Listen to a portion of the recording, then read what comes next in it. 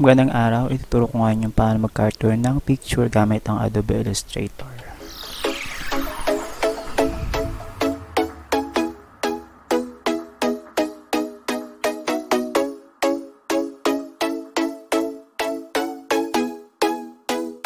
Tara, simulan natin ang pag-edit.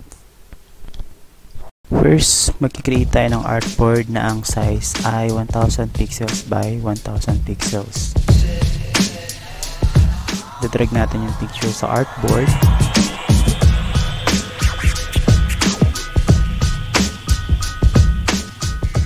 Tapos i-resize.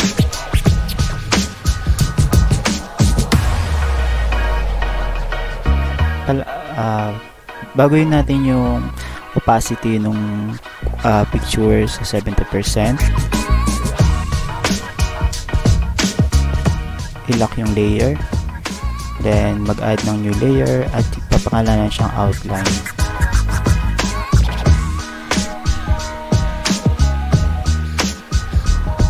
Tapos, baguhin natin yung view ng panel into 60 para medyo malaki. Tapos, gamit yung brush. Magte-test tayo kung ano yung brush na gagamitin. Pero, for now, basic muna, then uniform. Dapat yung brush ay thin or manipis lang. Mamaya natin i-apply yan yung style yung brush.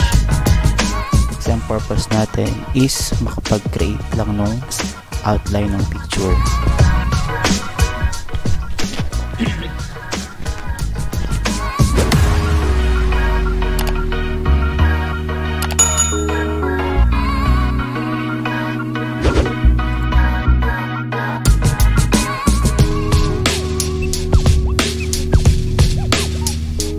Dito sa part na to, i-layout nyo or i-sketch nyo yung edge ng mukha.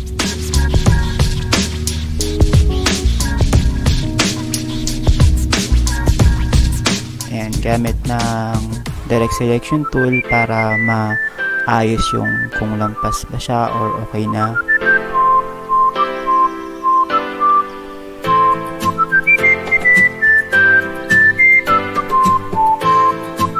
Kopyahin yung bawat detalye ng picture para magmukha siya talagang realistic. Gumamit ng maraming stroke para mas okay siya tingnan. Hindi lang single stroke kasi magiging pangit siya tingnan. Yan, sa kilay, bali gumamit ako ng maraming strokes para ma-imitate yung kilay talaga. Yan, pati yun sa pagkakunot ng noon niya. Yan, i-stroke lang na marami hanggang sa ma-feel yung kilay talaga.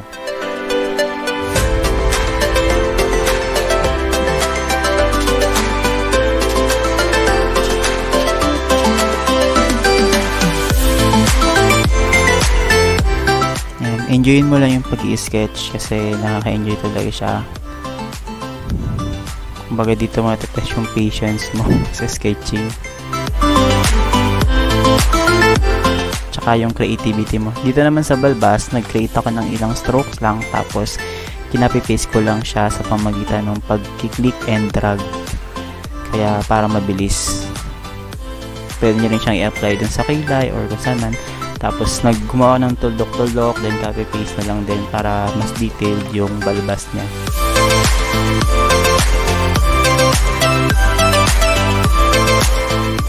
Ito na yung ating outline. So, i-select all natin siya. Then, dito na natin i-apply yung style ng brush. Bali, basic lang, tapos sa uniform palitan siya nung kung anong gusto mong style, pero usually yung sa una. Then yung thickness niya o yung kapal, pwede nyong i-explore, taasan, siguro mga 1 inch or pababa, basta kung ano yung saan kayo masasatisfy. Yan, makikita yung difference niya pagka inano nyo yung mata dun sa layer para makita nyo kung ito kasi yung original, ito yung na-apply nating brush.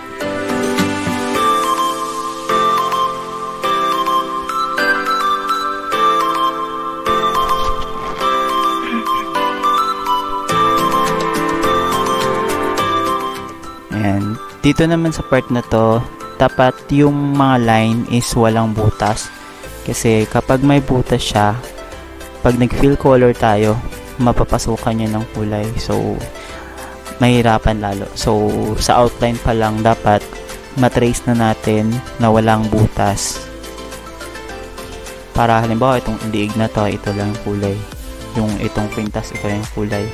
Kasi pag may butas yan, kung halimbawa sa liig, brown, tapos may butas yung sa kwintas, makukulayan din ng brown yung sa kwintas. So, dapat sarado siya bago tayo mag-shading.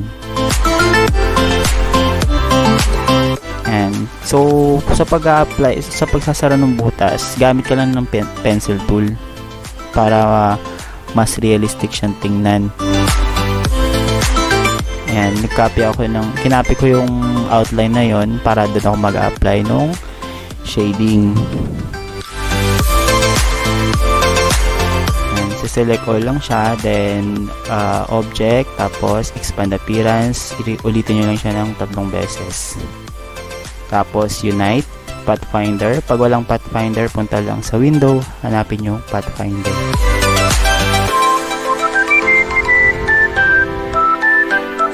Then dito na isinet ko yung opacity ng picture sa 100% ulit, tapos gumamit ako ng color picker para makuha yung kulay ng skin. Tapos gumamit ako ng rectangle tool para i-fill yung object or above. Then right click, arrange, then send to back. Tapos selection tool, select mo yung dalawa para natin siya, i-merge. Again, yung merge is doon nakita sa pathfinder. Then right click yun, tapos ungroup, tapos click sa labas para ma-deselect lahat, tapos i-drag mo yung color sa labas. So pag dinrag mo siya, dapat yung kulay na nasa labas, yun lang yung matatanggal, yung sa loob na iwan.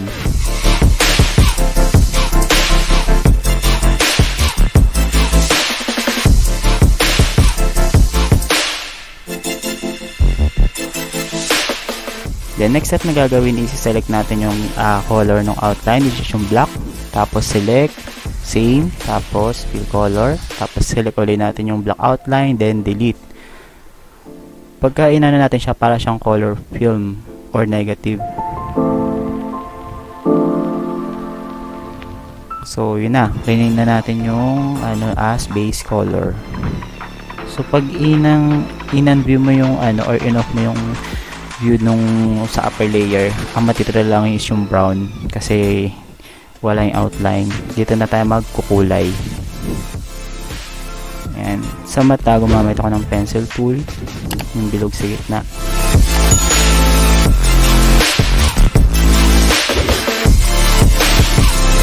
Ayan. Sa labi naman, yung upper layer dapat mas darker siya kaysa sa lower lip.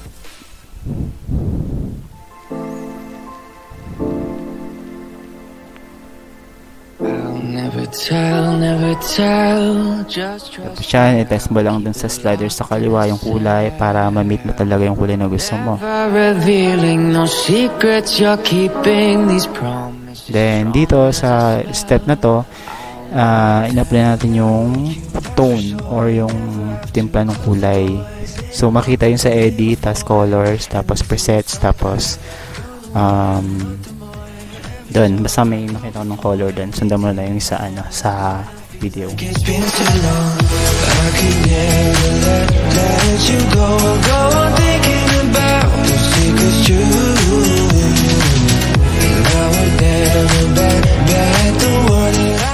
Then once na okay na yung timpla ng color para sa'yo, and start ka na, mag-add layer ka para sa shadow.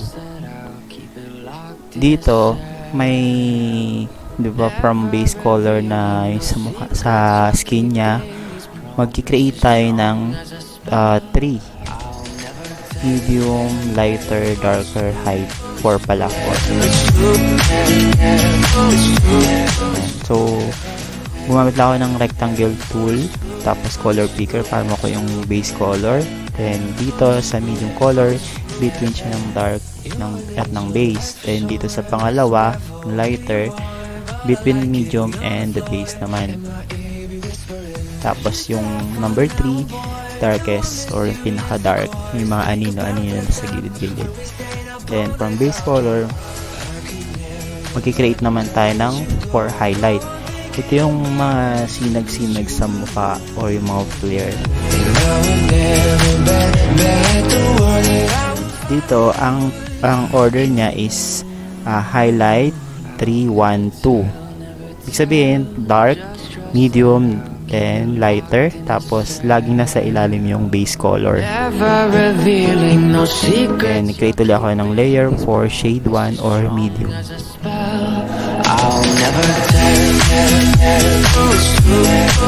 Yan, sa pag-shade, i-observe mo kung ano ba yung mga shade na dapat para sa medium, para sa light, para ma-meet mo din yung kulay ng picture.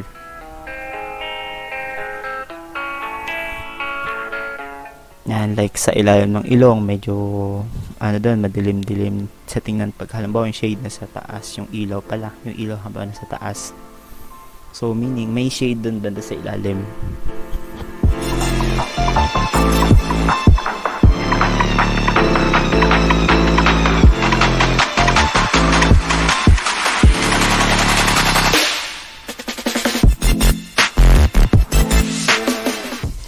Tenga, may shade din doon.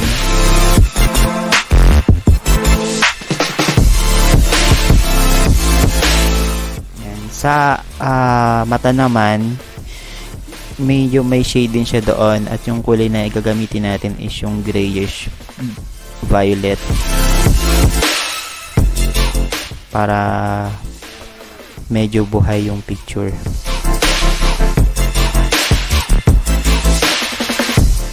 And tapos dun naman sa mata mismo, same color din pero i-dark na natin siya ng konti. Tapos medyo circle lang yung outline niya.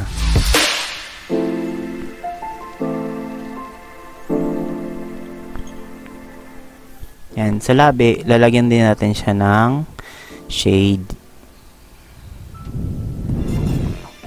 Yan. Natural na yung sa taas is darker din, and then yung sa baba medyo light lang ng konti. Yan, sa leeg i-imitate din natin yung anino doon or yung mga shades. Tapos pwede kang mag-explore ng brush kung ano yung mag-fit dun sa yan, test mo kung anong klaseng brush ba yun. Tapos ito na ako sa shadow 1. Ito yung light color.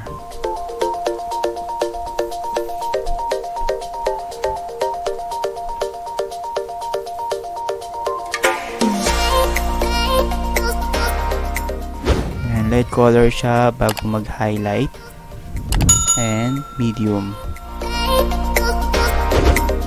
And ito na another layer for dark. Itong dark na layer na to, ito yung mga sa gilid-gilid na or sa edge na. Yung pag may image, 'di ba, medyo madilim dito sa part na to, ganun. Hindi naman siya ganun kagamit, pero mas magiging realistic kasi yung picture pag may dark na siya i-shadow. Yan, apply na lang din ng brush.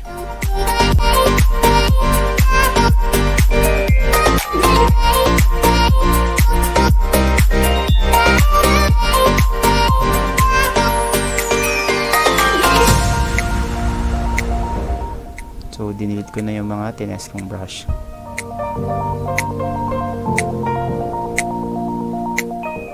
Then, next is yung highlight na.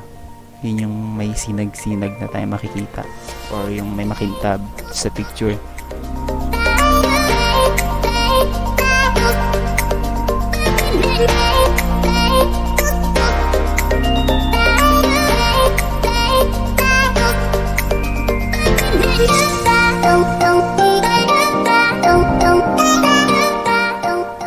And next is yung sa cap o yung sa mata, yung makintab dun sa mata, parang ayan o,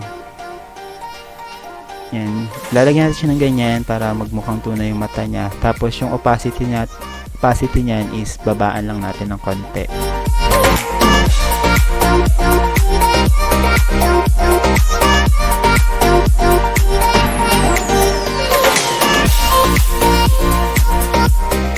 So, eto na. Tapos na. Sana nagustuhan nyo itong video na to.